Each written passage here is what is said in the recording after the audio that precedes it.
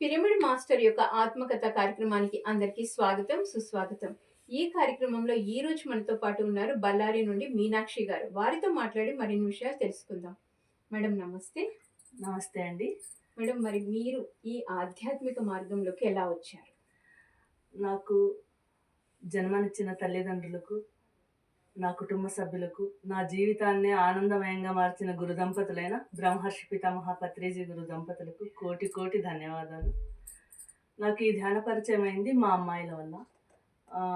2000 ఆ టైంలో స్కూల్‌కి వెళ్ళారు. అప్పుడు ధ్యానం చెప్పించడానికి మాస్టర్స్ వచ్చారు. అక్కడున్న టీచర్స్ పిల్లలతో పాటు పేరెంట్స్‌కు చెప్తే మంచిగా ఉంటుంది అని చెప్పేసి అక్కడ మాకు స్కూల్‌లో 41 డేస్ ధ్యానం చెప్పడం జరిగింది. ఆ టీచర్స్‌కి, ఆ మాస్టర్స్‌కి కూడా ధన్యవాదాలు. అలా నాకు ఈ ధ్యాన పరిచయం పిలవడం జరిగింది. 41 డేస్ అక్కడ చాలా జరిగింది. శాకాహారం గురించి తెలిసింది. కానీ లక్కీగా మేము బై బర్త్ మేము వెజిటేరియన్సే. కాకపోతే ఆ 41 డేస్ మాత్రం మాకు ధ్యానం జరిగింది. తర్వాత ఎవరింట్లో వాళ్ళు చేసుకునేవాళ్ళము. సూర్యగ్రహణం, చంద్రగ్రహణం వచ్చినప్పుడు అప్పుడు చేసుకునేవాళ్ళము. తర్వాత ఇంగా బ్రేక్ అవుతా వచ్చింది.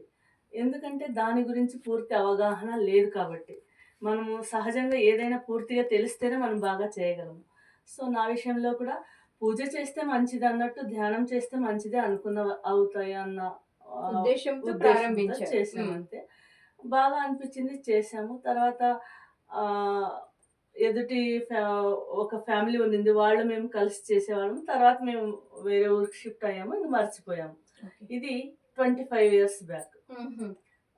తర్వాత సో ఈ ధ్యానమే పరిచయమైంది. శ్వాస మీద ధ్యాన ధ్యాసే పరిచయం అక్కడ జరిగింది. జరిగింది. అంటే శ్వాస మీద ధ్యాసనే పరిచయమైంది. అవునవును. ఓకే. ఆనాపానసతినే. ఓకే. శ్వాస మీద ధ్యాసనే.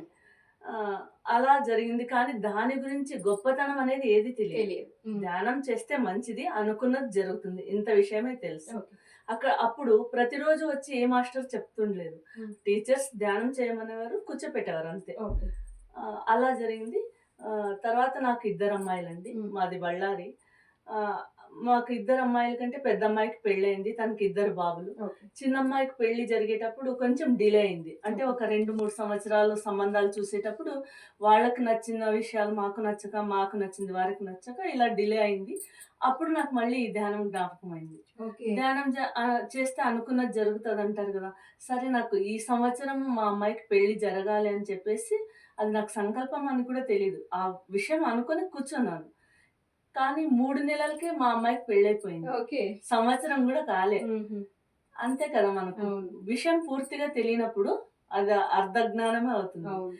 సో, జరిగిపోయింది కాబట్టి వదిలేసా. ఓకే. మళ్ళీ సో, మళ్ళీ వదిలేసారు. అంటే వదిలేసా. ఫస్ట్ టైమ్ ఏమో అలా వదిలేసారు. అవును. సెకండ్ టైమ్ ఇలా అవును. సో, మళ్ళీ థర్డ్ టైమ్ మరి మీకు దగ్గరికి ఎప్పుడొచ్చింది అది. ధ్యానం? అలా వదిలిన తర్వాత మళ్ళీ లైఫ్ ఇట్లే ఉండదు కదా! నాకు అప్పటికే కొద్దిగా లైఫ్‌లో నేను చాలా కష్టాలు, బాధలు అనుభవించానండి అప్పటికి. హ్మ్. కానీ దేనిని నేను సర్లే ఏదో భగవంతుడు ఏదిస్తే అది స్వీకరించాలనే దాంట్లో ఇదయింది. కానీ తట్టుకోలేనంత ఒక విషయం జరిగింది నాకు. మా పెద్దమ్మాయికి 27 ఏళ్ళప్పుడు తనకు బ్రెయిన్ స్ట్రోక్ వచ్చి చనిపోయిందండి. చిన్న బాబుకి 1.5 సంవత్సరం, పెద్ద బాబుకి 2.5 సంవత్సరాలు. ఆ సమయంలో బ్రెయిన్ స్ట్రోక్ వచ్చి చనిపోయిన తర్వాత నిజంగా నాకు చాలా అప్పటి వరకు నిజమైన దుఃఖం అనేది ఇవే చిన్న చిన్న విషయాలకి బాధపడేదాన్ని. మా ఆయన ఏమన్నా అంటే, కొంచెం ఏదైనా డబ్బు ఇబ్బంది కలిగినా, అక్క చెల్లెండ్లు ఏమైనా అన్నా చాలా బాధ కలిగేది. కానీ అమ్మాయి చనిపోయినప్పుడు ఆ బాధ, ఆ దుఃఖము నిజంగా ఏ తల్లికి రారాదండి. ఒక తల్లి చనిపోయినప్పుడు కూతురు వచ్చి చూడడం అనేది సహజమైన క్రియ. కానీ కూతురు చావుకి వెళ్లి తల్లి చూడడం అనేది నిజంగా ఏ తల్లికి జరగరాదు. అక్కడ ఒక 1000 మంది దాకా వచ్చారు అమ్మాయిని చూసేకి. అందరూ వచ్చిన వాళ్ళందరూ ఆ భగవంతుడిని తిట్టేదే. ఇంత క్రూరుడు చిన్న పిల్లని తీసుకుపోయాడు అనేది, నన్ను చూసేది ఈమె ఇంత చిన్నగుంది, ఆ అమ్మాయి ఎంత చిన్న అమ్మాయి. ఎట్లాంటి భగవంతుడని ఆ రోజు గూడా నేను క్షమాపణే చెప్పానండి. ఎందుకంటే నేను మా తాతయ్య, అమ్మమ్మ దగ్గర పెరిగిన దాన్ని. వాళ్ళ సంస్కారము నాకు ఏది మంచి, ఏది చెడు అనేది నాకు తెలిసింది కాబట్టి, భగవంతుడికి ఆ రోజు గూడా క్షమాపణ చెప్పాను. ఇప్పుడు గూడా నేను క్షమాపణ చెప్తున్నాను. ఎందుకంటే ఆయన ఎవ్వరికీ భేదభావం చేయడు. బీదవాడైనా, శ్రీమంతుడైనా, పూజారైనా, తాగుబోతైనా ఒకే దృష్టితో చూస్తాడు. అలా. సో, ఆ రోజు నేను క్షమాపణ చెప్పాను. ఎందుకంటే గత జన్మలో ఏ తల్లి కూతురిని విడదీశానో, ఈ జన్మలో నాకిది జరిగిందనే అనిపిచ్చింది నాకు. అప్పుడు నాకు నిజంగా మా తల్లి నాకు ధైర్యం ఇచ్చిందండి. మా అమ్మ ఓకే. నా దగ్గరే ఉన్నింది. హ్మ్. అమ్మ మీద నాకు విలువ గూడా పెరిగింది ఆ టైంలో. ప్రేమ మరీ ఎక్కువైంది. ఎలా అంటే, మా అమ్మకి 7గురు సంతానం. 5 మంది మగపిల్లలైతే, 2 ఆడపిల్లలు.